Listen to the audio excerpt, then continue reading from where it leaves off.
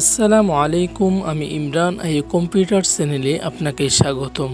বন্ধুরা, আমরা যখন মাইক্রোসফট ওয়ার্ডে বাংলা, ইংরেজি, আরবি, উর্দু কয়েকটি ভাষা একসাথে লিখতে যাই, তখন আমাদেরকে ফন্ট সেকশনে গিয়ে বারবার ফন্ট চেঞ্জ করে নিতে হয়, যার কারণে আমাদের কয়েকটি ভাষার লেখা লিখতে অনেক কষ্ট হয়ে যায়। যদি আমরা এক একটি ভাষার জন্য আলাদা আলাদা কিবোর্ড কমান্ড বানিয়ে নিই, তাহলে আমাদের কাজ আরও অধিক দ্রুত হয়ে যাবে এবং সেই সাথে আপনি আপনার কাজকে খুব অল্প সময়ে শেষ করে নিতে পারবেন।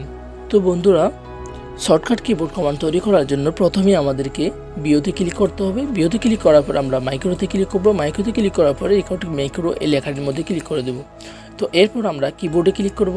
কিবোর্ডে ক্লিক করার পর প্রেস নিউ শর্টকাট কি, অর্থাৎ আপনি যেই নতুন শর্টকাট কি দিতে যাচ্ছেন সেটি আপনাকে এখানে দিয়ে দিতে হবে।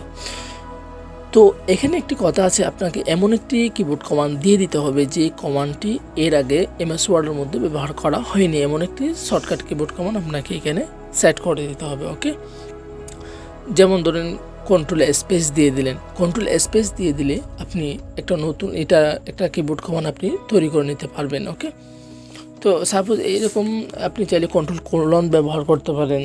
কন্ট্রোল এইরকম দিয়ে আপনি ম্যাথ ব্যবহার করতে পারেন, অথবা আপনি চাইলে ডবল ইনভার্টেড কমা, এগুলো সেমি মাইক্রো সাইন, এগুলো ব্যবহার করতে পারবেন। তো কন্ট্রোল ব্যবহার করে, তো সাপোজ আমি এখান থেকে কন্ট্রোল স্পেস দিয়ে দিলাম বাংলার জন্য। বাংলা যেহেতু আমি বেশি লিখবো, সেই জন্য আমি কন্ট্রোল স্পেস দিয়ে দিলাম। তারপরে আমরা এই লেখাটা সাইন, এই লেখাটির মধ্যে ক্লিক করে দেবো। তারপর ওকে থেকে ক্লোজে ক্লিক করে দেবো।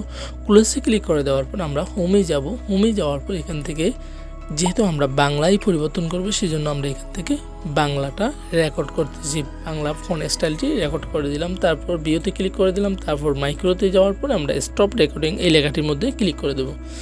এখন আমাদের কিবোর্ড কমান্ডটি রেকর্ড হয়ে গেছে, অর্থাৎ কন্ট্রোল স্পেস দিলে আমাদের জন্য বাংলা অটোমেটিকলি চলে আসবে।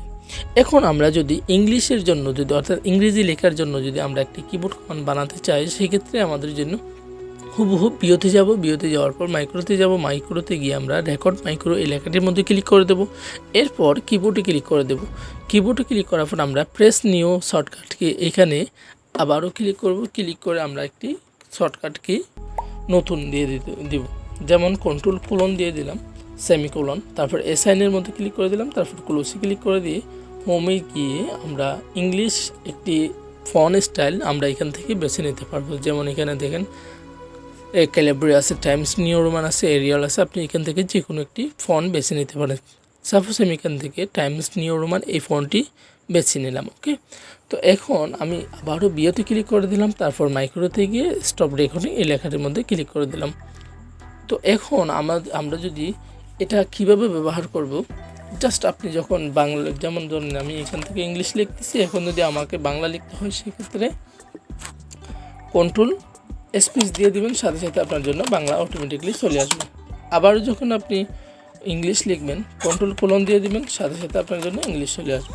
তো এখানে একটি কথা আছে, সেটা হলো আপনি যদি ইংলিশ থেকে বাংলা লিখতে চান অথবা বাংলা থেকে ইংলিশ লিখতে চান, সেক্ষেত্রে আপনাকে অবশ্যই কিবোর্ড থেকে কন্ট্রোল অল্টার বি অবশ্যই দিয়ে দিতে হবে, নাহলে আপনার লেখা কিন্তু ওলট পালট হয়ে যাবে, ওটা এদিক সেদিক হয়ে যাবে। আপনি যখন বাংলা থেকে ইংলিশ লিখবেন, তখন আপনাকে কন্ট্রোল অল্টার বি দিতে হবে। আবার যখন আপনি ইংলিশ থেকে বাংলা লিখবেন, তখন আপনাকে কন্ট্রোল অল্টার বি দিতে হবে। অর্থাৎ আপনি যখনই ফন্ট চেঞ্জ করবেন, তখনই আপনাকে কন্ট্রোল অল্টার বি অবশ্যই দিতে হবে। তো আশা করি বুঝতে পেরেছেন।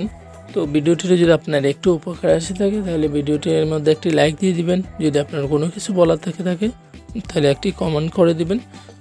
আমি আপনার উত্তর দেওয়ার জন্য চেষ্টা করব ইনশাআল্লাহ।